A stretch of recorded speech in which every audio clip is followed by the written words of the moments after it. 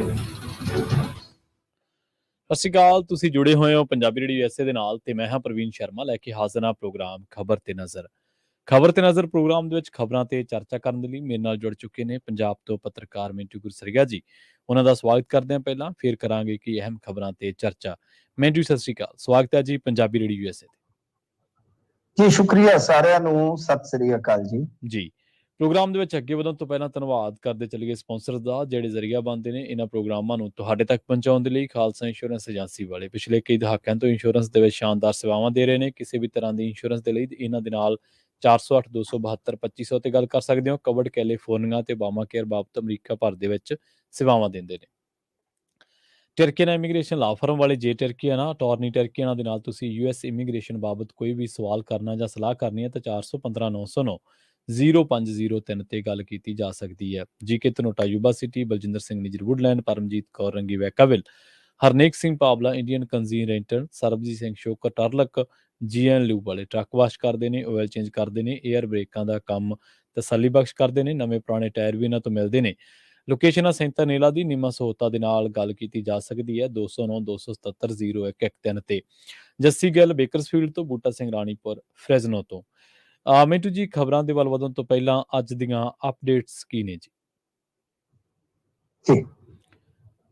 ਜੀ ਵਿਜੀਲੈਂਸ ਦੀ ਗੱਲ ਕਰੀਏ ਮਿੰਟੂ ਜੀ, ਵਿਜੀਲੈਂਸ ਪਿੱਛੇ ਹਟਣ ਦੇ ਰੌਂ ਦੇ ਵਿੱਚ ਹੀ ਨਹੀਂ ਹੈ। ਹਾਂਜੀ, ਤੁਸੀਂ ਦੇਖਿਆ ਹੋਣਾ ਕਿ ਇਸ ਹਫ਼ਤੇ ਜਿਹੜਾ ਸਭ ਤੋਂ ਵੱਧ ਚਰਚਿਤ ਖਬਰ ਦਾ ਮਸਾਲਾ ਰਿਹਾ ਉਹ ਇਹੀ ਸੀਗਾ ਕਿ ਅਫਸਰਸ਼ਾਹੀ ਬਨਾਮ ਗੌਰਮੈਂਟ। ਜੀ ਜੀ। ਉਹਦੇ ਵਿੱਚ ਸਭ ਤੋਂ ਵੱਡਾ ਰੋਲ ਕਿਹਦਾ ਸੀਗਾ? ਵਿਜੀਲੈਂਸ ਦਾ। ਮਤਲਬ ਕਿ ਸਰਕਾਰ ਵੱਲੋਂ ਕੌਣ ਖੇਡ ਰਿਹਾ ਸੀਗਾ? ਵਿਜੀਲੈਂਸ। ਜੀ। ਵਿਜੀਲੈਂਸ ਹੀ ਫੜ ਰਹੀ ਹੈ ਨਾ ਬੰਦੇ। ਹਾਂਜੀ ਹਾਂਜੀ। ਤਾਂ ਹੁਣ ਜੇ ਆਪਾਂ ਦੇਖੀਏ ਤਾਂ ਦਬਾਅ ਅਖੀਰ ਦੇ ਵਿੱਚ, ਕਿਉਂਕਿ ਕੁਝ ਥਿਊਰੀਆਂ ਹੁੰਦੀਆਂ ਨੇ, ਆਪਾਂ ਬੜੇ ਸ਼ੱਕੀ ਸੁਭਾਅ ਹੁੰਦੇ ਨੇ ਕਿ ਯਾਰ ਇਹਨਾਂ ਦਾ ਆਪਸ ਦੇ ਵਿੱਚ ਪਰਦੇ ਦੇ ਪਿੱਛੇ ਨਾ ਕੋਈ ਰਾਜੀਨਾਮਾ ਹੋ ਗਿਆ ਹੋਵੇ ਵਗੈਰਾ ਵਗੈਰਾ, ਸਾਰੀਆਂ ਗੱਲਾਂ ਚੱਲਦੀਆਂ ਨੇ। ਹਾਂਜੀ। ਵਿਜੀਲੈਂਸ ਨੇ ਅੱਗੇ ਬੜੀ ਖਤਾ ਖਾਧੀ ਆ ਤੇ ਐਤਕੀ ਵੀ ਲੱਗਦਾ ਸੀਗਾ ਕਿ ਸ਼ਾਇਦ ਹੋ ਸਕਦਾ ਹੈ ਕਿ ਵਿਜੀਲੈਂਸ ਫਿਰ ਇੱਕ ਵਾਰੀ ਮਤਲਬ ਕਿ ਅਖੀਰ ਤੇ ਉਹਦੇ ਤੇ ਸਾਰਾ ਡਿੱਗ ਪੈਂਦਾ ਕਿ ਬਈ ਇਹ ਤੇ ਕਠਪੁਤਲੀ ਹੈ। ਜਿਵੇਂ ਉਹ ਮਤਲਬ ਕਿ CBI ਬਾਰੇ ਕਿਹਾ ਸੀਗਾ ਕਿ ਕੇਂਦਰ ਦਾ ਤੋਤਾ ਹੈ। ਹਾਂਜੀ। ਤਾਂ ਇਹ ਮਤਲਬ ਕਿ ਵਿਜੀਲੈਂਸ ਵੀ ਇੱਥੇ ਕਹਿ ਦਿੰਦੇ ਕਿ ਮੈਨਾ ਹੀ ਹੈ, ਇਹਨਾਂ ਦੀ ਤੋਤਾ ਮੈਨਾ ਕੀ ਕਹਾਣੀ ਤੋਂ ਪੁਰਾਣੀ ਹੋ ਗਈ, ਇਹ ਨਵੀਂ ਕਹਾਣੀ ਹੈ। ਪਰ ਜੋ ਵਿਜੀਲੈਂਸ ਦਿਖਾ ਰਹੀ ਹੈ, ਹੁਣ ਪਤਾ ਨਹੀਂ ਕਿ ਸਰਕਾਰ ਦੀ ਹੱਲਾਸ਼ੇਰੀ ਹੈ ਕਿ ਨਹੀਂ। ਵੈਸੇ ਤਾਂ ਮੈਨੂੰ ਤੇ ਲੱਗਦਾ ਕਿ ਸਾਰਾ ਜੀ ਗੱਲ ਹੈ ਕਿ ਹੋਏਗੀ ਤਦੀ ਹੈ ਨਾ। ਜੀ ਜੀ। ਕਿ ਵਿਜੀਲੈਂਸ ਦਿਖਾਉਣਾ ਚਾਹੁੰਦੀ ਹੈ ਕਿ ਜੋ ਅਸੀਂ ਕਰ ਰਹੇ ਹਾਂ ਇਹ ਗਲਤ ਨਹੀਂ ਹੈ। ਯਾਨੀ ਸਰਕਾਰ ਹੀ ਉਹਦੇ ਚੋਂ ਸ਼ਾਇਦ ਫਿਰ ਸ਼ੋਅ ਕਰ ਰਹੀ ਹੈ ਕਿ ਅਸੀਂ ਗਲਤ ਨਹੀਂ ਹੈ। ਜੀ। ਸਾਡਾ ਜਿਹੜਾ ਛਾਪੇਮਾਰੀ ਦਾ ਸਿਲਸਿਲਾ ਹੈ ਜਾਂ ਗ੍ਰਿਫਤਾਰੀਆਂ ਦਾ ਸਿਲਸਿਲਾ ਹੈ ਉਹ ਨਿਰਾਧਾਰ ਨਹੀਂ ਹੈ, ਉਹ ਕੋਈ ਬਦਲਾਖੋਰੀ ਦੇ ਤਹਿਤ ਨਹੀਂ ਹੈ। ਮਿਸਾਲ ਇੱਕ ਦਿਨਾ ਤੁਹਾਨੂੰ ਮੈਂ ਜੀ। ਦੇਖੋ, ਸੁੰਦਰ ਸ਼ਾਮ ਅਰੋੜਾ ਤੋਂ ਗੱਲ ਚੱਲੀ, ਗੱਲ ਤੇਰੇ ਤੋਂ ਚੱਲੀ ਸੀ ਤੇ ਜਾ ਕੇ ਮੁੱਕੜੀ ਪਤਾ ਨਹੀਂ ਕਿਹੜੀ ਥਾਂ। ਇਹ ਗੱਲ ਚੱਲੀ ਸੀ ਸੁੰਦਰ ਸ਼ਾਮ ਅਰੋੜਾ ਤੋਂ, ਉੱਥੋਂ ਚੱਲੀ, IS ਦਾ ਜ਼ਿਕਰ ਆਇਆ ਤੇ ਫਿਰ ਉਸ ਤੋਂ ਬਾਅਦ ਬੜਾ ਧਮੱਚੜ ਪੈ ਗਿਆ। ਉਹ ਤੁਸੀਂ ਸਾਰਿਆਂ ਨੇ ਦੇਖਿਆ। ਅੱਛਾ, ਅਚਾਨਕ ਸੁੰਦਰ ਸ਼ਾਮ ਅਰੋੜਾ ਨੂੰ ਰੋਪੜ ਦੀ ਜੇਲ੍ਹ ਚੋਂ ਕੱਢ ਕੇ ਲਿਆਂਦਾ ਜਾਂਦਾ ਹੈ। ਜੇਲ੍ਹ ਚੋਂ ਕੱਢ ਕੇ ਲਿਆਂਦਾ ਜਾਂਦਾ ਹੈ ਜੀ, ਤੇ ਹਿਸਾਬ ਲਾ ਲਓ ਕਿ ਉਹਨੂੰ ਇੱਕ ਬਹੁਤ ਵੱਡੇ ਚੈਨਲ, ਜਿਹੜਾ ਕਿ ਕਾਰਪੋਰੇਟ ਦਾ ਚੈਨਲ ਹੈ ਪੰਜਾਬ ਦੇ ਵਿੱਚ, ਉਹਦੇ ਤੇ ਬੋਲਣ ਦਾ ਮੌਕਾ ਦਿੱਤਾ ਜਾਂਦਾ ਹੈ। ਜਦੋਂ ਉਹਨੂੰ ਲਿਆਂਦਾ ਜਾਂਦਾ ਹੈ, ਉਹ ਕਹਿੰਦਾ ਹੈ ਕਿ ਦੇਖੋ ਮੇਰਾ ਕੋਈ ਕਸੂਰ ਨਹੀਂ, ਸਰਕਾਰ ਜੋ ਕਰ ਰਹੀ ਹੈ ਬਦਲਾਖੋਰੀ ਦੇ ਤਹਿਤ ਕਰ ਰਹੀ ਹੈ ਵਗੈਰਾ ਵਗੈਰਾ। ਮਤਲਬ ਕਿ ਸਫਾਈ ਪੂਰੀ ਉਹਨੂੰ ਦੇਣ ਦਾ ਕਿਹਾ ਗਿਆ ਕਿ ਤੂੰ ਸਫਾਈ ਦੇ ਸਕਦਾ, ਮੌਕਾ ਦਿੱਤਾ ਗਿਆ। ਹੁਣ ਆਮ ਤੌਰ ਤੇ ਤੁਸੀਂ ਦੇਖਦੇ ਹੋਗੇ ਕਿ ਜਦੋਂ ਇਸ ਤਰ੍ਹਾਂ ਦੀਆਂ ਪੇਸ਼ੀਆਂ ਤੇ ਲਿਆਂਦੇ ਜਾਂਦੇ ਨੇ, ਪਹਿਲੀ ਗੱਲ ਤਾਂ VIP ਖਾਸ ਤੌਰ ਤੇ ਜਿਹੜੇ ਇਸ ਤਰ੍ਹਾਂ ਦੇ ਹੁੰਦੇ ਨੇ, ਹਾਂਜੀ, ਉਹਨਾਂ ਦੇ ਤਾਂ ਲਵੇ ਨਹੀਂ ਲੱਗਣ ਦਿੱਤਾ ਜਾਂਦਾ, ਲਾਗੇ ਨਹੀਂ ਲੱਗਣ ਦਿੱਤਾ ਜਾਂਦਾ। ਬਿਲਕੁਲ ਸਹੀ ਹੈ। ਇੱਥੇ ਬਾਈਟ ਕਰਾਈ ਗਈ। ਅੱਛਾ, ਉਸ ਤੋਂ ਬਾਅਦ ਫਿਰ ਵਿਜੀਲੈਂਸ ਨੇ ਕੀ ਕੀਤਾ ਕਿ ਸਾਰੇ ਜਿਹੜੇ ਮੁੱਖ ਚੈਨਲ ਨੇ ਉਹਨਾਂ ਨੂੰ ਨਾਲ ਲੈ ਕੇ ਇਹਨੂੰ ਸੁੰਦਰ ਸ਼ਾਮ ਅਰੋੜਾ ਨੂੰ ਉਸ ਜਗ੍ਹਾ ਤੇ ਲੈ ਆਂਦਾ ਗਿਆ ਜਿੱਥੇ ਕਿ ਪਲਾਟ ਕੱਟੇ ਗਏ ਸਨ। ਇਹ ਇੱਕ ਬੜੀ ਵੱਡੀ ਘਟਨਾ ਸੀ। ਇਹ ਕੋਈ ਖਬਰ ਤਾਂ ਮਾਮੂਲੀ ਹੋ ਸਕਦੀ ਹੈ, ਪਰ ਇਹਦੇ ਪਿੱਛੇ ਤੁਸੀਂ ਦੇਖੋ ਕਿ ਵਿਜੀਲੈਂਸ ਦੀ ਜਿਹੜੀ ਪੂਰੀ ਕੰਮ ਕਰਨ ਦੀ ਰੰਗ ਢੰਗ ਦੀ ਵੰਨਗੀ ਦਿਖ ਰਹੀ ਸੀ ਕਿ ਉਹ ਕਿਸ ਤਰ੍ਹਾਂ ਦੇਖ ਰਹੀ ਹੈ ਇਸ ਨੂੰ। ਉੱਥੇ ਲਿਆ ਕੇ ਫਿਰ ਵਿਜੀਲੈਂਸ ਵਾਲੇ ਮੀਡੀਆ ਦੇ ਮੁਖਾਤਬ ਹੁੰਦੇ ਨੇ ਬਕਾਇਦਾ, ਜੀ ਉਹ ਆਂਦੇ ਨੇ ਕਿ ਸੁੰਦਰ ਸ਼ਾਮ ਅਰੋੜਾ ਕਹਿ ਰਿਹਾ ਹੈ ਨਾ ਕਿ ਜੀ ਸਭ ਕੁਝ ਜਾਇਜ਼ ਹੋਇਆ, ਸਭ ਕੁਝ ਵਾਜਬ ਹੋਇਆ, ਸਭ ਕੁਝ ਦਰੁਸਤ ਹੋਇਆ, ਆ ਤੁਹਾਡੇ ਸਾਹਮਣੇ ਆ ਹੋਟਲ ਬਣ ਰਹੇ ਜੀ ਵੀ ਇੰਡਸਟਰੀਅਲ ਪਲਾਟ ਸੀ, ਲੱਗਣਾ ਕੀ ਸੀ ਉਦਯੋਗ। ਕਿਉਂਕਿ ਦੇਖੋ ਗੱਲ ਕੀ ਹੈ, ਬੜਾ ਸਿੰਪਲ ਫੰਡਾ ਹੈ ਨਾ। ਫਰਜ਼ ਕਰੋ ਤੁਹਾਡੇ ਪਿੰਡ ਦੀ ਪੰਚਾਇਤ ਦੀ ਜ਼ਮੀਨ ਆ ਜੀ ਪੰਚਾਇਤ ਦੀ ਜ਼ਮੀਨ ਵਾਟਰ ਵਰਕਸ ਵਾਸਤੇ ਉਹ ਕਰ ਦਿੱਤੀ ਗਈ ਹੈ, ਉਹਦੇ 'ਚ ਹੁਣ ਵਾਟਰ ਵਰਕਸ ਹੀ ਲੱਗੇਗਾ ਨਾ, ਉਹਦੇ ਵਿੱਚ ਮਤਲਬ ਕਿ ਝੂਲੇ ਨਹੀਂ ਲਾਏ ਜਾ ਸਕਦੇ ਜੀ ਜਦੋਂ ਤੱਕ ਸਾਰੀ ਮਤਲਬ ਕਿ ਉਹਦੀ ਫਿਰ ਯੂਜ਼ਿੰਗ ਬਦਲੀ ਨਹੀਂ ਜਾਂਦੀ। ਤਾਂ ਜਿਹੜੀ ਖਾਸ ਤੌਰ ਤੇ ਇਸ ਤਰ੍ਹਾਂ ਜ਼ਮੀਨ ਕੱਟੀ ਜਾਂਦੀ ਹੈ, ਇੱਕ ਮਿਸਾਲ ਦਿੱਤੀ ਹੈ ਮੈਂ, ਵੈਸੇ ਪਿੰਡਾਂ ਦੇ ਤਾਂ ਸ਼ਹਿਰਾਂ ਦੇ ਕਾਨੂੰਨ ਅਲੱਗ-ਅਲੱਗ ਹੁੰਦੇ ਪ੍ਰਾਪਰਟੀਆਂ ਦੇ, ਤੁਹਾਨੂੰ ਪਤਾ ਹੀ ਆ, ਪਰ ਇੱਥੇ ਕੀ ਹੈ ਕਿ ਜਿਹੜਾ ਜ਼ਮੀਨ ਦਾ ਟੁਕੜਾ ਇਸ ਤਰ੍ਹਾਂ ਸਰਕਾਰ ਵੱਲੋਂ ਕੱਟ ਕੇ ਦਿੱਤਾ ਜਾਂਦਾ ਉਦਯੋਗ ਵਾਸਤੇ, ਉਹ ਉਸ ਪਰਪਸ ਵਾਸਤੇ ਵਰਤਿਆ ਜਾਂਦਾ ਨਾ। ਆਪਾਂ ਕਹਿੰਦੇ ਕਿ ਜ਼ਮੀਨ ਐਕਵਾਇਰ ਕੀਤੀ ਹੈ, ਤੇ ਜੇ ਸਰਕਾਰ ਉਸ ਮੰਤਵ 'ਚ ਫੇਲ ਹੋ ਜਾਂਦੀ ਹੈ ਤਾਂ ਜ਼ਮੀਨ ਮਾਲਕ ਦੇ ਕੋਲ ਆ ਸਕਦੀ ਹੈ। ਇਹੀ ਹੈ ਐਕਵਾਇਰ ਦਾ ਕਾਨੂੰਨ ਹੈ ਨਾ। ਜੀ ਜੀ ਬਿਲਕੁਲ। ਇਹੀ ਇਹਨੂੰ ਚੇਂਜ ਕਰਨ ਦਾ ਤਾਂ ਰੌਲਾ ਪਿਆ ਸੀਗਾ ਨਾ ਉਸ ਵੇਲੇ। ਹਾਂਜੀ। ਤਾਂ ਮਤਲਬ ਕਿ ਇੱਥੇ ਕੀ ਹੈ, ਇੱਥੇ ਵਿਜੀਲੈਂਸ ਦਿਖਾ ਰਹੀ ਹੈ ਜਿਹੜੀ ਗੱਲ ਆਪਾਂ ਕਹਿਣੀ ਚਾਹੁੰਦੇ ਆ ਜਾਂ ਸਮਝਾਉਣੀ ਚਾਹੁੰਦੇ ਆ, ਹਾਂਜੀ, ਕਿ ਵਿਜੀਲੈਂਸ ਕੈਮਰੇ ਲਿਆ ਕੇ ਦਿਖਾ ਰਹੀ ਹੈ ਕਿ ਆ ਦੇਖੋ ਹੋਟਲ ਬਣ ਰਹੇ ਨੇ। ਮਤਲਬ ਉਹਦੇ ਚੋਂ ਸਾਫ਼ ਹੈ ਕਿ ਵਿਜੀਲੈਂਸ ਬਹੁਤ ਤਰਤੀਬ ਨਾਲ ਤੇ ਬਹੁਤ ਤਦਬੀਰ ਦੇ ਨਾਲ ਅੱਗੇ ਵੱਧ ਰਹੀ ਹੈ ਕਿ ਅਸੀਂ ਗਲਤ ਨਹੀਂ ਕਰ ਰਹੇ। ਆ ਤੁਹਾਡੇ ਸਾਹਮਣੇ ਉਸਾਰੀਆਂ, ਐਦੋਂ ਵੱਡਾ ਸਬੂਤ ਕੀ ਹੋਏਗਾ ਕਿ ਇਹਨਾਂ ਨੇ ਕੀ ਕੀਤਾ। ਹੁਣ ਉਹ ਘਟਾਲਾ, ਵੈਸੇ ਤੇ ਮੈਂ ਅੱਗੇ ਵੀ ਕਿਹਾ, ਮੈਂ ਰੈਪੂਟੇਸ਼ਨ ਕਰ ਦਿੰਦਾ ਉਹਦਾ, ਕਿ 25 ਕਿੱਲੇ ਜ਼ਮੀਨ ਆਨੰਦ ਲੈਂਡਸ ਕੋਲ ਗਈ, ਫਿਰ ਉਹਦੇ ਬਾਅਦ ਉਹ ਜ਼ਮੀਨ ਜਿਹੜੀ ਹੈ ਇੱਕ ਹੋਰ ਫਰਮ ਸੀਗੀ ਉਹਦੇ ਕੋਲ ਆਈ, ਤਾਂ ਉਹਦੇ ਤੋਂ ਬਾਅਦ ਫਿਰ ਸੁੰਦਰ ਸ਼ਾਮ ਅਰੋੜਾ ਦੇ ਕਾਰਜਕਾਲ ਦੇ ਦੌਰਾਨ ਉਹਨੂੰ 12 ਹਿੱਸਿਆਂ 'ਚ ਵੰਡ ਕੇ ਉਹਦੇ 'ਚ 125 ਪਲਾਟ ਬਣਾ ਕੇ ਉਹਨੂੰ ਟਾਊਨਸ਼ਿਪ ਵਾਸਤੇ ਵਰਤ ਲਿਆ ਗਿਆ। ਆਹੀ ਤੇ ਘਟਾਲਾ ਹੈ ਨਾ। ਤਾਂ ਵਿਜੀਲੈਂਸ ਉੱਥੇ ਆ ਕੇ ਪੂਰਾ ਲਾਈਵ ਮੈਚ ਦਿਖਾ ਰਹੀ ਹੈ ਕਿ ਦੇਖ ਲਓ ਬਈ, ਉਹ ਸਾਰੀਆਂ ਤੇ ਨਹੀਂ ਨਾ ਅਸੀਂ ਆਪ ਕਰਾ ਰਹੇ ਜੀ। ਇਸ ਕਰਕੇ ਇਹ ਵਿਜੀਲੈਂਸ ਜਿਹੜੀ ਹੈ ਹੁਣ ਇਸ ਵੇਲੇ ਪਿੱਛੇ ਹਟਣ ਦੇ ਰੌਂ 'ਚ ਨਜ਼ਰ ਨਹੀਂ ਆ ਰਹੀ, ਕਿਉਂਕਿ ਇੱਕ ਜਿਹੜੀ ਉਹ ਥਿਊਰੀ ਦਿੱਤੀ ਜਾ ਰਹੀ ਸੀ ਸਾਡੇ, ਮਤਲਬ ਕਿ ਇੰਨਾ ਲੰਮਾ ਚੌੜਾ ਸਫ਼ਰ ਤੈਅ ਕਰਨ ਦਾ ਮਕਸਦ ਇਹੋ ਹੈ ਕਿ ਅਸੀਂ ਸਰੋਤਿਆਂ ਨੂੰ ਇਹ ਸਮਝਾ ਸਕੀਏ ਕਿ ਜੋ ਥਿਊਰੀ ਦਿੱਤੀ ਜਾ ਰਹੀ ਸੀ ਕਿ ਸ਼ਾਇਦ ਇਹਨਾਂ ਦਾ ਪਰਦੇ ਦੇ ਪਿੱਛੇ ਕੰਪਰੋਮਾਈਜ਼ ਹੋ ਗਿਆ ਹੋ, ਐਸਾ ਲੱਗ ਨਹੀਂ ਰਿਹਾ, ਕਿਉਂਕਿ ਉਹ ਤੇ ਬਕਾਇਦਾ ਦਿਖਾ ਰਹੇ ਨੇ ਕਿ ਆ ਦੇਖੋ ਇਹਨਾਂ ਨੇ ਕੀ ਚੰਨ ਚਾੜੇ ਹੋਏ ਨੇ। ਤਾਂ ਇਹਦਾ ਮਤਲਬ ਇਹੋ ਆ ਕਿ ਆਉਣ ਵਾਲੇ ਦਿਨਾਂ 'ਚ ਕਾਰਵਾਈਆਂ ਜਿਹੜੀਆਂ ਪਾਈਆਂ ਜਾ ਰਹੀਆਂ ਨੇ ਉਹ ਅੱਗੇ ਵੀ ਵਧਣਗੀਆਂ। ਔਰ ਪੀਸੀਐਸ ਵਾਲਾ ਵੀ ਇਹੋ ਮਸਲਾ ਹੈ, ਇਹ ਤਾਂ ਆਈਐਸ ਵਾਲਾ ਹੈ ਨਾ। ਇਹਦੇ ਵਿੱਚ ਵਿਜੀਲੈਂਸ ਵੇਖ ਲਓ ਕਿ ਲਾਈਵ ਕਰਦੀ ਹੈ ਕਿ ਆ ਦੇਖ ਲਓ ਤੁਹਾਡੇ ਸਾਹਮਣੇ ਆ ਪੰਜਾਬੀਓ, 25 ਕਿੱਲੇ 27 ਕਿੱਲੇ ਜ਼ਮੀਨ ਤੁਸੀਂ ਸੋਚ ਕੇ ਵੇਖੋ ਮੋਹਾਲੀ ਦੇ ਵਿੱਚ। ਔਰ ਉਹ ਜਿਹੜੇ ਪਲਾਟ ਕੱਟੇ ਗਏ ਨੇ, ਮੇਰੇ ਕੋਲ ਲਿਸਟ ਆ ਉਹ, ਉਹਦੇ ਵਿੱਚ ਤਾਂ ਇੱਕ ਦੋ ਐਸੇ ਨਾਮ ਵੀ ਆ ਜਿਨ੍ਹਾਂ ਬਾਰੇ ਹਾਲਾਂਕਿ ਪੁਸ਼ਟੀ ਨਹੀਂ ਹੋਈ, ਜਦੋਂ ਪੁਸ਼ਟੀ ਹੋਗੀ ਤਾਂ ਜ਼ਰੂਰ ਨਾਮ ਹੀ ਲੈ ਦੇਵਾਂਗੇ ਕਿ ਉਹ ਸ਼ਾਇਦ ਬਹੁਤ ਵੱਡੇ ਅਫਸਰਾਂ ਦੇ ਨੇੜੂ ਨੇ।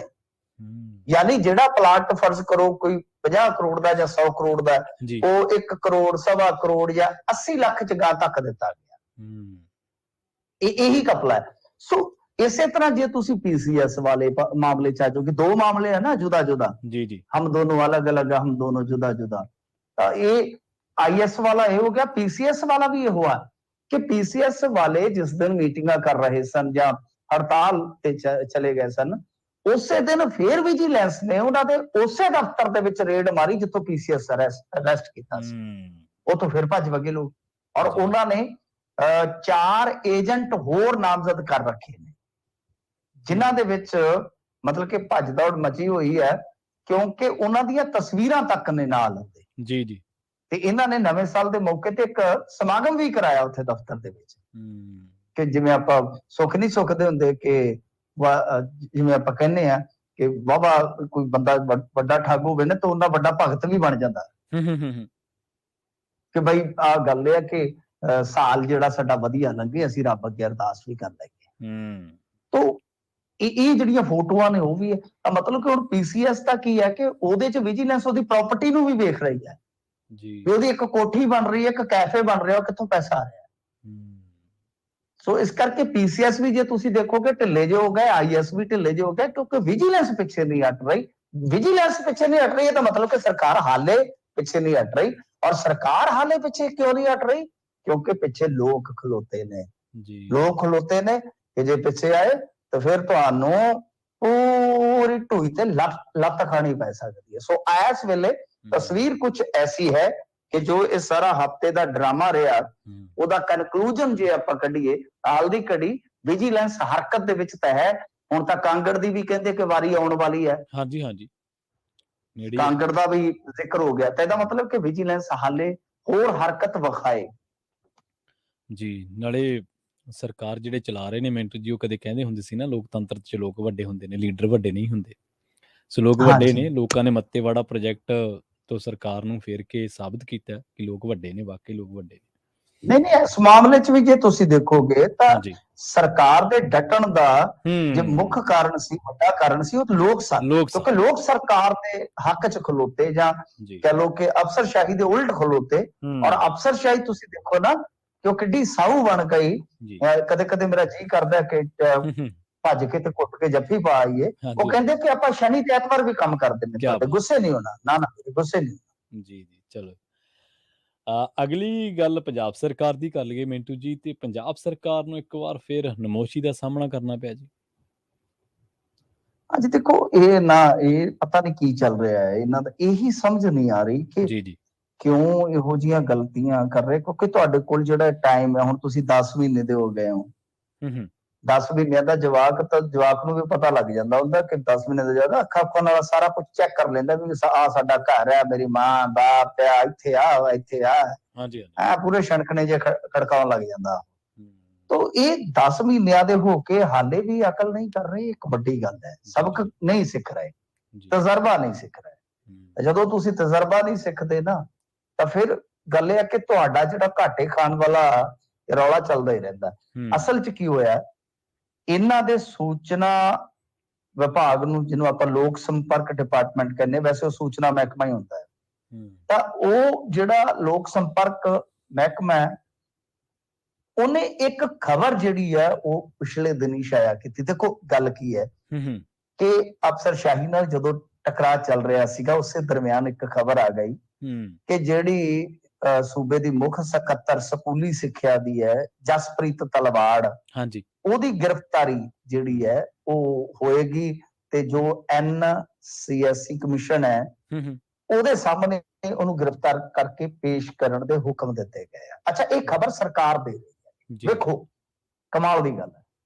ਹੁਣ ਜਿਹੜਾ ਉਹ ਕੌਮੀ ਐਸੀ ਕਮਿਸ਼ਨ ਆ, ਉਹਨੇ ਸਾਫ਼ ਕੀਤਾ ਕਿ ਦਰਅਸਲ ਇਹ ਭਰਮਾਊ ਖਬਰ ਆ। ਇਹ ਭਰਮਾਊ ਖਬਰ ਆ ਕਿ ਜਸਪ੍ਰੀਤ ਤਲਵਾੜ ਪਹਿਲਾਂ ਤੋਂ ਨਿਰਧਾਰਿਤ ਤਰੀਕ ਨੂੰ ਇਹ ਮਤਲਬ ਕਿ ਨਹੀਂ ਆ ਸਕਦੀ ਸੀ। ਇਹਨੇ ਆਪਣਾ ਇੱਕ ਪੱਤਰ ਲਿਖਿਆ ਸੀਗਾ 9 ਜਨਵਰੀ ਨੂੰ। ਤਲਵਾੜ ਨੇ NCSC ਨੂੰ ਪੱਤਰ ਲਿਖਿਆ ਕਿ ਜਿਹਦੇ ਵਿੱਚ ਇਹਨਾਂ ਨੇ ਜ਼ਿਕਰ ਕੀਤਾ ਕਿ 2 ਜਨਵਰੀ ਨੂੰ ਸੁਣਵਾਈ ਵਿੱਚ ਸ਼ਾਮਲ ਨਾ ਹੋਣ ਦੇ ਕਾਰਨਾਂ ਦਾ ਵੇਰਵਾ ਜਿਹੜਾ ਮੈਂ ਤੁਹਾਡੇ ਨਾਲ ਸਾਂਝਾ ਕਰ ਰਹੀ ਹਾਂ ਵੀ ਇਹ ਇਸ ਕਰਕੇ ਗ੍ਰਿਫਤਾਰੀ ਦਾ ਵਾਰੰਟ ਵਾਪਸ ਲੈ ਲਓ, ਕਿਉਂਕਿ 17 ਜਨਵਰੀ ਸਵੇਰੇ 11 ਵਜੇ ਮੈਂ ਕਮਿਸ਼ਨ ਦੇ ਮੁੱਖ ਦਫ਼ਤਰ 'ਚ ਸੁਣਵਾਈ ਲਈ ਪੇਸ਼ ਹੋ ਜਾਵਾਂਗੀ। ਤਾਂ ਮੁੱਖ ਸਕੱਤਰ ਜਿਹੜੇ ਸੀਗੇ ਪੰਜਾਬ ਨੇ, ਉਹ ਤਲਵਾੜ ਵੱਲੋਂ ਲਿਖੇ ਗਏ ਪੱਤਰ ਦਾ ਹਵਾਲਾ ਦਿੰਦਾ ਕਿਹਾ ਕਿ 10 ਜਨਵਰੀ ਨੂੰ ਇਹ ਜਿਹੜਾ ਕਮਿਸ਼ਨ ਹੈ ਪੱਤਰ ਲਿਖ ਕੇ ਵਾਰੰਟ ਵਾਪਸ ਲੈਣ ਦੀ ਅਪੀਲ ਕੀਤੀ। ਉਹ ਕਹਿੰਦੇ ਕਿ ਅਸੀਂ ਤੇ ਸਗੋਂ ਇਸ ਪੱਤਰ ਵਿਹਾਰ ਤੇ ਚੱਲਦੇ ਹਾਂ ਜੀ, ਜੋ ਕਮਿਸ਼ਨ ਦੇ ਬੁਲਾਰੇ ਨੇ ਕਿਹਾ ਕਿ ਭਾਈ ਉਹਨਾਂ ਦੀ ਅਪੀਲ ਨੂੰ ਮਨਜ਼ੂਰ ਕਰਦੇ ਹਾਂ ਤੇ ਇਹ ਸਾਰਾ ਕੁਝ ਜਿਹੜਾ ਵਾਰੰਟ ਵਾਪਸ ਲੈਣ ਦੀ ਅਪੀਲ ਕਰ ਦਿੱਤੀ। ਹੁਣ ਕਮਾਲ ਦੀ ਗੱਲ ਹੈ ਕਿ ਇੱਥੇ ਉਹ ਪ੍ਰੈਸ ਨੋਟ ਜਿਹੜਾ ਹੈ ਉਹ ਉਲਟ ਛਪ ਜਾਂਦਾ ਹੈ। ਮਤਲਬ ਕਿ ਹੁਣ ਦੇਖੋ ਨਾ, ਗੱਲ ਇਹ ਆ ਕਿ ਸਰਕਾਰ ਦਾ ਜਿਹੜਾ ਮਹਿਕਮਾ ਹੈ ਉਹ ਕੁਝ ਹੋਰ ਕਹਿ ਰਿਹਾ, ਕਮਿਸ਼ਨ ਕੁਝ ਹੋਰ ਕਹਿ ਰਿਹਾ। ਤਾਂ ਲੱਗਦਾ ਇਹ ਹੈ ਕਿ ਉਸ ਸਮੇਂ ਕਿਉਂਕਿ ਅਫਸਰਸ਼ਾਹੀ ਦੇ ਨਾਲ ਸਰਕਾਰ ਦੀ ਪੂਰੀ ਖਟਪਟ ਚੱਲ ਰਹੀ ਸੀ, ਇਹਨਾਂ ਨੂੰ ਲੱਗਿਆ ਕਿ ਹੁਣ ਕੰਮ ਤੇ ਤੱਤਾ ਹੀ ਆ, ਵੱਤਰ ਹੈਗਾ ਵਾਹ ਲਓ। ਸੋ ਇਸ ਕਰਕੇ ਹੁਣ ਸਰਕਾਰ ਦੀ ਇਹ ਨਮੋਸ਼ੀ ਹੋ ਗਈ, ਕਿਉਂਕਿ ਜਿਹੜਾ ਕੌਮੀ ਐਸੀ ਕਮਿਸ਼ਨ ਆ ਉਹਨੇ ਬਿਲਕੁਲ ਇਸ ਖਬਰ ਨੂੰ ਇੱਕ ਤਰ੍ਹਾਂ ਨਾਲ ਕਹਿ ਲਓ ਕਿ ਬੜਾ ਭਰਮਾਊ ਦੱਸਿਆ, ਭਰਮਾਊ ਸ਼ਬਦ ਇਸਤੇਮਾਲ ਕੀਤਾ ਹੈ, ਤੇ ਸਰਕਾਰੀ ਮਹਿਕਮੇ ਵਾਸਤੇ ਭਰਮਾਊ ਸ਼ਬਦ ਬਹੁਤ ਹੀ ਨਮੋਸ਼ੀਜਨਕ ਹੁੰਦਾ ਹੈ। ਜੀ, ਬਿਲਕੁਲ। ਅਗਲੀ ਖਬਰ ਦੇ ਵੱਲ ਵਧੀਏ ਮਿੰਟੂ ਜੀ, ਤੇ ਗੱਲ ਕਰੀਏ ਆਪਾਂ ਸੈਂਟਰ ਦੀ। ਕਹਿੰਦੇ ਹੁਣ ਪੰਜਾਬ ਦੇ ਮਗਰ ਕੇਂਦਰ ਸਰਕਾਰ ਹੱਥ ਧੋ ਕੇ ਪੈ ਗਈ ਹੈ ਜੀ।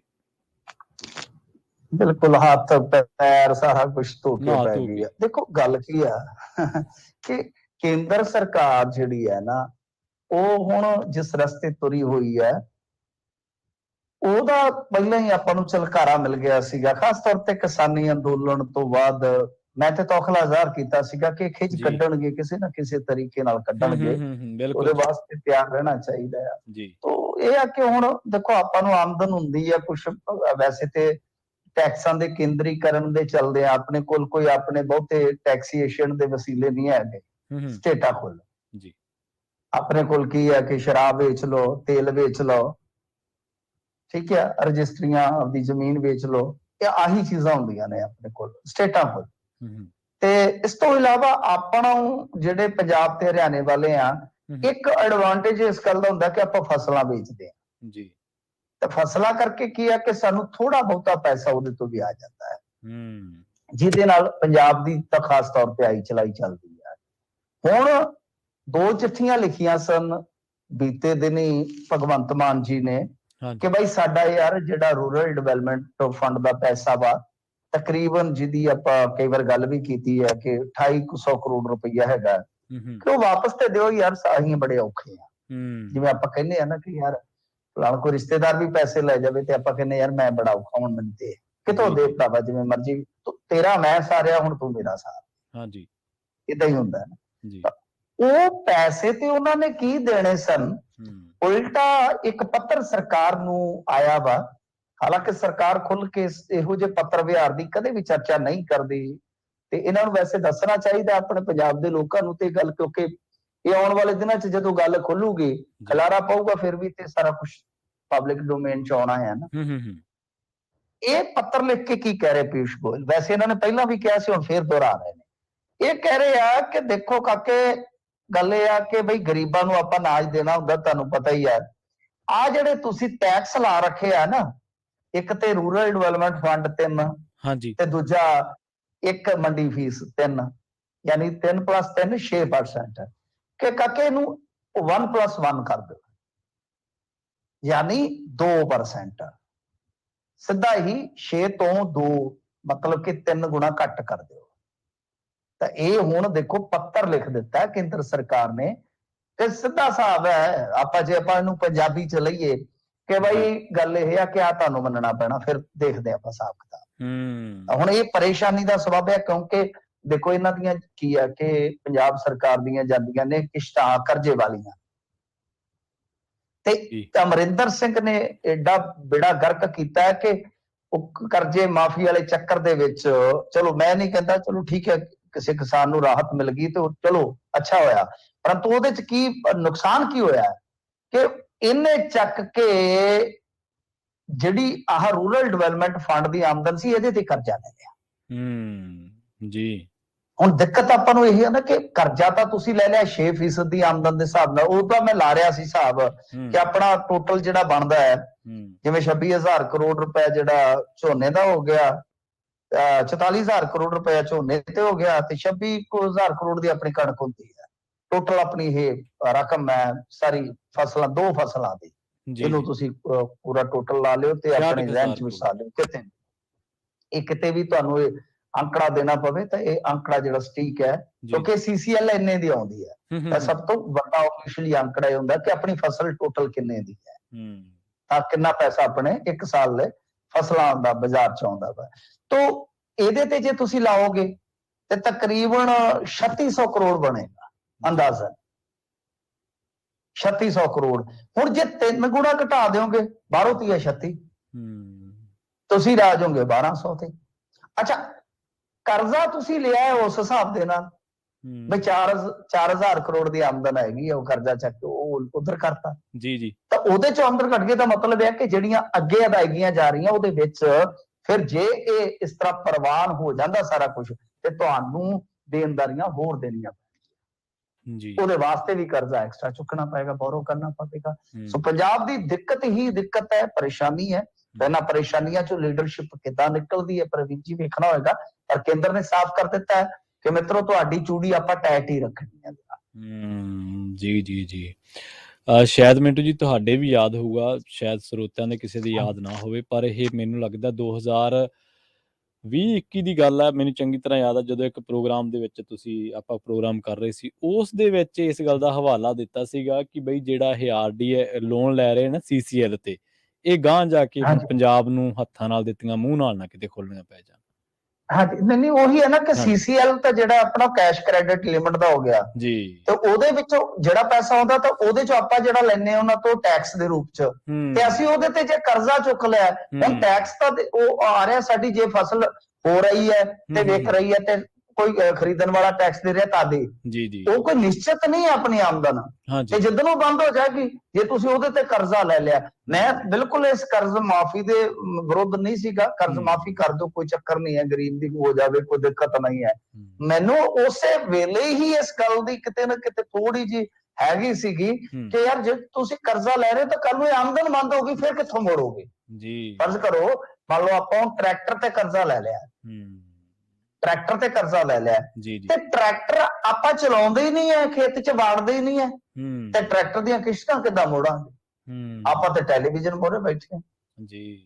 ਗੱਲ ਇਹ ਹੈ ਕਿ ਜਿਸ ਨੂੰ ਵਾਹ ਕੇ ਆਪਾਂ ਕਿਸ਼ਤ ਮੋੜਨੀ ਹੈ, ਉਹ ਘਰੇ ਖਲੋਤਾ ਜਾਂ ਉਹਨੂੰ ਐਡਾ ਲਾ ਕੇ ਬਕਸਾ ਸੰਦੂਕ ਜਿਹੜਾ ਤੇ ਅਸੀਂ ਗਲੀਆਂ ਚ ਪਵਾ ਰਹੇ ਹਾਂ, ਤੇ ਫਿਰ ਮੁੜਨੇ ਕਾਹਦੇ ਨਾਲ ਹੈ? ਇਹ ਦਿੱਕਤ ਹੋ ਜਾਂਦੀ ਹੈ ਨਾ ਕਿ ਵਸੀਲਾ ਤੁਹਾਡਾ ਜੇ ਕਾਇਮ ਰਹੇਗਾ ਜਾਂ ਤਾਂ ਸਦੀਵੀ ਹੋਵੇ, ਤੇ ਜੋ ਵਕਤੀ ਹੈ, ਜੇ ਉਹ ਵਸੀਲਾ ਡੋਲ ਗਿਆ ਤੇ ਫਿਰ ਜੋ ਤੁਸੀਂ ਉਹਦੇ ਤੇ ਕਰਜ਼ਾ ਚੁੱਕਿਓ ਖਤਮ ਹੋ ਜਾਏਗੀ ਕਹਾਣੀ। ਹਾਂਜੀ ਹਾਂਜੀ ਬਿਲਕੁਲ। ਮਿੰਟੂ ਜੀ, ਆਮ ਆਦਮੀ ਪਾਰਟੀ ਦੀ ਗੱਲ ਕਰੀਏ, ਦਿੱਲੀ ਦੇ ਵਿੱਚ 163 ਕਰੋੜ ਦੀ ਵਸੂਲੀ ਦਾ ਨੋਟਿਸ ਆਇਆ ਹੈ। ਉੱਥੇ ਤਾਂ ਹਜੇ 605 ਹੀ ਹੈ, ਵੀ ਸਿਆਸਤ ਵੀ ਹੋ ਰਹੀ ਹੈ ਕਿ ਭਾਈ ਜਨਤਾ ਦਾ ਪੈਸਾ ਕਿਉਂ ਬਰਬਾਦ ਕਰਦੇ ਆ। ਇੱਧਰ ਪੰਜਾਬ 'ਚੋਂ ਵੀ ਗੱਲ ਉੱਠ ਪਈ ਭਾਈ, ਵੀ ਪੰਜਾਬ ਦੇ ਵਿੱਚ ਵੀ ਆਮ ਆਦਮੀ ਪਾਰਟੀ ਤੋਂ ਵਸੂਲੋ, ਜਿਹੜਾ ਇਸ਼ਤਿਹਾਰਾਂ ਦੇ ਵਿੱਚ ਸਰਕਾਰੀ ਪੈਸਾ ਗਿਆ।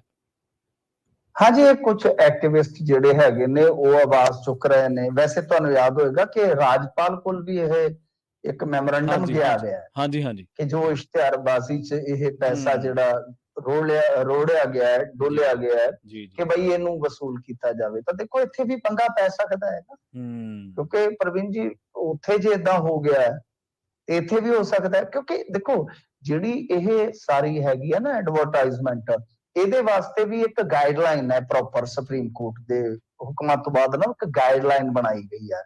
ਤਾਂ ਉਸ ਗਾਈਡਲਾਈਨ ਦੇ ਵਿੱਚ ਤਾਂ ਜੇ ਰਹਿ ਕੇ ਇਹਨਾਂ ਨੇ ਕੰਮ ਕੀਤਾ, ਹਾਲਾਂਕਿ ਦੇਖੋ ਮੈਂ ਇੱਕ ਚੀਜ਼ ਕਹਾਂ ਕਿ ਸ਼ਬਦ ਬੇਸ਼ੱਕ ਥੋੜਾ ਭਾਰੀ ਹੋਏਗਾ ਕਿ ਇਨਡਾਇਰੈਕਟ ਵੇ ਦੇ ਨਾਲ ਸਰਕਾਰਾਂ 'ਚ ਇਹ ਵੀ ਇੱਕ ਕਰਪਸ਼ਨ ਹੀ ਹੈ। ਸਰਕਾਰ ਇੱਥੋਂ ਦੀ ਨਹੀਂ, ਤੁਸੀਂ ਅਸ਼ੋਕ ਗਹਿਲੋਤ ਦੇ ਇੱਥੇ ਇਸ਼ਤਿਹਾਰ ਦੇਖੋਗੇ, KCR ਦੇ ਇੱਥੇ ਦੇਖੋਗੇ, ਇੱਥੋਂ ਵਾਲਿਆਂ ਦੇ ਦੱਖਣ 'ਚ ਦੇਖੋਗੇ, ਮਤਲਬ ਉਹਦੇ 'ਚ ਕੀ ਹੈ ਕਿ ਇੱਕ ਤੇ 10-15% ਦੇ ਕਮਿਸ਼ਨ ਆਪਦਾ ਬਣਾ ਲੈਂਦੇ ਨੇ ਵਿੱਚੋਂ। ਇਹ ਬੜਾ ਕੁਝ ਚੱਲਦਾ ਹੈ। ਜੇ ਮੈਂ ਫੋਲਣ ਬੈਠਾ ਤੇ ਇਹਦੇ ਤੇ ਹੀ ਸਾਰਾ ਪ੍ਰੋਗਰਾਮ ਹੋ ਜਾਏਗਾ। ਮਤਲਬ ਕਿ ਕਿਸੇ ਚੈਨਲ ਨੂੰ ਜਾਂ ਕੁਝ ਵੀ ਹੈ 2.5 ਕਰੋੜ ਦਾ ਪੈਕੇਜ ਦਿੱਤਾ ਤੇ ਵਿੱਚੋਂ ਕਈ ਵਾਰ ਤੇ ਅੱਧਾ ਹੀ ਰੱਖ ਲਿਆ ਜਾਂਦਾ ਕਿ ਅੱਧਾ ਤੂੰ ਸਾਨੂੰ ਵਾਪਸ ਕਰ ਦੇਗਾ। ਸਿੱਧਾ ਹਿਸਾਬ ਹੈ ਨਾ। ਮੰਨ ਲਓ ਕਿ 3 ਕਰੋੜ ਦੀ ਕੋਈ ਡੀਲ ਹੈ ਤਾਂ ਅਗਲਾ ਕਹਿੰਦਾ ਕਿ ਹਾਂ ਇੰਨੇ ਲੱਖ ਰੁਪਏ ਸਾਨੂੰ ਰੱਖ ਪਹਿਲਾਂ ਸਾਈਡ ਤੇ, ਤੈਨੂੰ ਇੰਨੇ ਦੇ ਦਿੰਨੇ, ਅਲਾਟ ਕਰ ਦਿੰਨੇ ਆ ਬਈ, ਨਹੀਂ ਤਾਂ ਤੈਨੂੰ ਲਿਸਟ ਚੋਂ ਬਾਹਰ ਕਰ ਦਿਆਂਗੇ, ਡੀ ਲਿਸਟ ਕਰ ਦਿਆਂਗੇ। ਇਹ ਸਾਰਾ ਕੁਝ ਚੱਲਦਾ ਹੈ ਇਨਡਾਇਰੈਕਟ ਵੇ ਦੇ ਨਾਲ। ਇਹ ਵੀ ਕਿਤੇ ਨਾ ਕਿਤੇ ਕਰਪਸ਼ਨ ਹੈ ਜੀ, ਤੇ ਕਰਦੇ ਸਾਰੇ ਹੀ ਆ। ਹੁਣ ਦੇਖੋ, ਪਰ ਜੇ ਮੰਨ ਲਓ ਗਾਈਡਲਾਈਨ ਦੇ ਵਿੱਚ, ਦਾਇਰੇ ਦੇ ਵਿੱਚ ਰਹਿ ਕੇ ਸਾਰਾ ਕੁਝ ਕੀਤਾ ਗਿਆ, ਫਿਰ ਤਾਂ ਔਖਾ ਹੈ। ਤੇ ਜੇ ਹੁਣ ਦੇਖਣਾ ਪਏਗਾ, ਸਾਰਾ ਕੁਝ ਦੇਖਣਾ ਪਏਗਾ ਕਿ ਪਾਲਿਸੀ ਤੋਂ ਬਾਹਰ ਕੋਈ ਚੀਜ਼ ਹੋਈ ਹੈ, ਜਾਂ ਮੰਨ ਲਓ ਜਿਹੜੀ ਗਾਈਡਲਾਈਨ ਇਹ ਕਹਿੰਦੀ ਹੈ ਕਿ ਸਰਕਾਰ ਕਿਸੇ ਪ੍ਰਚਾਰ, ਜਿਵੇਂ ਆਪਾਂ ਸਿਆਸੀ ਪ੍ਰਚਾਰ ਕਹਿ ਲਓ ਜਾਂ ਪਾਰਟੀ ਦਾ ਪ੍ਰਚਾਰ, ਉਹ ਨਹੀਂ ਕਰ ਸਕਦੀ, ਕਿ ਉਹਦੇ 'ਚ ਕੋਈ ਮੀਨ ਮੇਖ ਕੱਢੀ ਜਾਂਦੀ ਆ, ਤਾਂ ਫਿਰ ਔਖਾ ਹੋ ਜਾਏਗਾ ਇੱਥੇ ਵੀ। ਕਿਉਂਕਿ ਇਹ ਮਾਮਲਾ ਅੱਜ ਰਾਜਪਾਲ ਦੇ ਦਰਬਾਰ ਤੱਕ ਆ, ਕੱਲ ਹੋ ਸਕਦਾ ਕੋਰਟ ਕਚਹਿਰੀ 'ਚ ਵੀ ਚਲਾ ਜਾਵੇ ਨਾ। ਕੋਰਟ ਕਚਹਿਰੀਆਂ ਵੀ ਤਾਂ ਉੱਤੇ ਬੈਠੀਆਂ ਨੇ। ਬਿਲਕੁਲ। ਤੇ ਜਾਂਦੇ ਮਿੰਟੂ ਜੀ ਗੱਲ ਕਰੀਏ ਆਪਾਂ ਕੋਲੇ ਦੀ ਕਿੱਲਤ ਦੀ। ਕੋਲੇ ਦੀ ਕਿੱਲਤ ਨੇ ਬਿਜਲੀ ਦੀ ਖੇਡ ਵਿਗਾੜਤੀ ਹੈ ਜੀ। ਹਾਂਜੀ ਦੇਖੋ, ਕੋਲੇ ਦੀ ਕਿੱਲਤ ਦਾ ਹੁਣ ਰੌਲਾ ਤਾਂ ਬਹੁਤ ਪੈ ਰਿਹਾ ਹੈ, ਪਰ ਇੱਕ ਵਧੀਆ ਖਬਰ ਇਹਨਾਂ ਵਾਸਤੇ ਇਹ ਆ ਕਿ ਪਛਵਾੜਾ ਕੋਲ ਖਾਨ ਜਿਹੜੀ ਕਿ ਤਕਰੀਬਨ 20-25 ਦਿਨ ਬੰਦ ਰਹੀ ਆ, ਹੂੰ, ਉਹ ਹੁਣ ਥੋੜਾ ਜਿਹਾ ਚੱਲੀ ਆ ਤੇ ਦੱਸਦੇ ਆ ਕਿ ਕੱਲ ਉੱਥੋਂ ਇੱਕ ਰੈਕ ਤੁਰਿਆ ਤੇ ਛੇਤੀ ਪਹੁੰਚ ਜਾਏਗਾ ਪੰਜਾਬ ਦੇ ਵਿੱਚ ਇੱਕ ਅੱਧ ਦਿਨ ਤੱਕ। ਤੇ ਓਦਾਂ ਵੈਸੇ ਜੇ ਤੁਸੀਂ ਵੇਖੋਗੇ ਰੋਪੜ ਵਾਲਾ ਜਿਹੜਾ ਥਰਮਲ ਹੈ ਦੱਸਦੇ ਕਿ ਉਹਦੇ ਕੋਲ ਤੇ ਸਿਰਫ ਇੱਕ ਦਿਨ ਦਾ ਕੋਲਾ ਬਚਿਆ ਸੀਗਾ। ਹੂੰ, ਮਤਲਬ ਕਿ ਅੱਜ ਸਵੇਰ ਤੱਕ ਜਿਹੜੀ ਖਬਰ ਸੀ ਇੱਕ ਡੇਢ ਦਿਨ ਤੱਕ ਦਾ ਹੀ ਉਹਦੇ ਕੋਲ ਕੋਲਾ ਹੈ। ਤੇ ਜਾਂ ਜਿਹੜਾ ਆਪਾਂ ਦੇਖੀਏ ਕੁਝ ਹੋਰ ਨੇ ਜਿੱਦਾਂ ਥਰਮਲ ਕਿ ਕਿਸੇ ਕੋਲ 3.5 ਦਿਨ ਦਾ ਹੈ, ਕਿਸੇ ਕੋਲ ਕੋਈ 4 ਦਿਨ ਦਾ ਹੈ। ਇਹਦਾ ਮਤਲਬ ਕਿ ਕੋਲੇ ਦੀ ਕਿੱਲਤ ਦੇ ਚੱਲਦੇ ਆ ਕਾਫੀ ਕੁਝ ਜਿਹੜਾ ਹੈ ਉਹ ਦਾਅ ਤੇ ਲੱਗ ਗਿਆ। ਹੂੰ, ਤੇ ਦੂਜੇ ਪਾਸੇ ਜੇ ਆਪਾਂ ਵੇਖੀਏ ਕਿ ਬਿਜਲੀ ਜਿਹੜੀ ਆ ਉਹ ਮਹਿੰਗੇ ਮੁੱਲ ਤੇ ਖਰੀਦੀ ਜਾ ਰਹੀ ਹੈ ਇਹਨਾਂ ਦਿਨਾਂ ਦੇ ਵਿੱਚ ਵੀ। ਹਿਸਾਬ ਲਾ ਲਓ ਕਿ ਆ ਜਿਹੜਾ ਹੁਣ 11 ਜਨਵਰੀ ਦਾ ਅੰਕੜਾ ਹੈ ਇਹ ਜੇ ਮੈਂ ਤੁਹਾਨੂੰ ਦੱਸਾਂ ਤੇ 80 ਕਰੋੜ ਦੀ ਬਿਜਲੀ ਖਰੀਦੀ ਗਈ ਹੈ। ਜੀ, ਹਿਸਾਬ ਲਾ ਲਓ 80 ਕਰੋੜ ਦੀ। ਤੇ ਮਹੀਨਾ ਕਿੰਨੇ ਚ ਪਿਆ ਸਾਨੂੰ ਕਿਉਂਕਿ ਇੱਕ ਤਕਰੀਬਨ ਮਹੀਨਾ ਲੱਗ ਗਿਆ ਤੇ ਕੱਟ ਜਿਹੜੇ ਉਹ ਲੱਗ ਰਹੇ ਨੇ। ਜੇ ਇਹਨਾਂ ਦੀ ਵੈਬਸਾਈਟ ਤੇ ਜਾ ਕੇ ਆਪਾਂ ਦੇਖੀਏ ਜੋ ਡਿਮਾਂਡ ਹੈ ਜੋ ਸਪਲਾਈ ਹੈ ਸਾਰਾ ਕੁਝ ਤੇ ਜਾਂ ਆਪਾਂ ਪਿਛਲੇ ਸਾਲ ਦੇ ਮੁਕਾਬਲੇ ਉਹ ਅੰਕੜੇ ਕੱਢ ਕੇ ਦੇਖੀਏ ਤਾਂ 26% ਦਾ ਵਾਧਾ ਹੈਗਾ ਜੀ ਜਨਵਰੀ 2023 ਦੇ ਵਿੱਚ ਡਿਮਾਂਡ 'ਚ। ਜੀ, ਤੇ ਇਸੇ ਕਰਕੇ ਸ਼ਹਿਰੀ ਕੱਟ ਤਾਂ ਬੇਸ਼ੱਕ ਜ਼ੀਰੋ ਲਿਖ ਰਹੇ ਨੇ ਆਫੀਸ਼ੀਅਲੀ ਉੱਥੇ ਵੀ ਹੈਗੇ ਨੇ ਤੇ ਪੇਂਡੂ ਕੱਟ ਤਾਂ ਆਫੀਸ਼ੀਅਲੀ ਲਾ ਲਓ ਐਵਰੇਜ 2 ਘੰਟੇ ਚੱਲ ਰਹੇ ਨੇ ਇਸ ਵੇਲੇ ਪੰਜਾਬ 'ਚ। ਉਹ ਹੁਣ ਥੋੜਾ ਜਿਹਾ ਹੋ ਸਕਦਾ ਹੈ ਕਿ ਜਦੋਂ ਪਛਵਾੜਾ ਹੋਲ ਖਾਨ ਚੱਲ ਪਵੇ ਤੇ ਬਈ ਇਹ ਜਿਹੜਾ ਕਿੱਲਤ ਵਾਲਾ ਮਸਲਾ ਥੋੜਾ ਜਿਹਾ ਹੱਲ ਹੋ ਜਾਵੇ। ਜੀ। ਮਿੰਟੂ ਜੀ ਇਹਨਾਂ ਖਾਸ ਖਬਰਾਂ ਤੇ ਖਾਸ ਜਾਣਕਾਰੀਆਂ ਦੇਣ ਦੇ ਲਈ ਤੁਹਾਡਾ ਬਹੁਤ-ਬਹੁਤ ਧੰਨਵਾਦ ਜੀ। ਸ਼ੁਕਰੀਆ ਜੀ। ਜੀ। ਸੋ ਪ੍ਰੋਗਰਾਮ ਖਬਰ ਤੇ ਨਜ਼ਰ ਨੂੰ ਆਪਾਂ ਇੱਥੇ ਹੀ ਸਮਾਪਤ ਕਰਾਂਗੇ। ਆਪਣੇ ਨਾਲ ਜੁੜੇ ਸਨ ਪੰਜਾਬ ਤੋਂ ਪੱਤਰਕਾਰ ਮਿੰਟੂ ਗੁਰਸਰਗਾ ਜੀ ਜਿਨ੍ਹਾਂ ਦੇ ਨਾਲ ਆਪਾਂ ਕੋਲੇ ਦੀ ਕਿੱਲਤ ਤੋਂ ਲੈ ਕੇ ਤੇ ਵਿਜੀਲੈਂਸ ਪਿੱਛੇ ਹਟਣ ਦੀ ਰੌਂ ਦੇ ਵਿੱਚ ਨਹੀਂ ਹੈ ਇਹਨਾਂ ਖਬਰਾਂ ਤੇ ਚਰਚਾ ਕੀਤੀ ਹੈ। ਤੁਸੀਂ ਜੁੜੇ ਰਹੋ ਪੰਜਾਬੀ ਰੇਡੀਓ USA ਦੇ ਨਾਲ ਤੇ ਆਖਿਰ ਦੇ ਵਿੱਚ ਇੱਕ ਵਾਰ ਫਿਰ ਤੋਂ ਤੁਹਾਨੂੰ ਸਭ ਨੂੰ ਪਿਆਰ ਸਤਿਕਾਰ ਸਹਿਤ ਸਤਿ ਸ਼੍ਰੀ ਅਕਾਲ।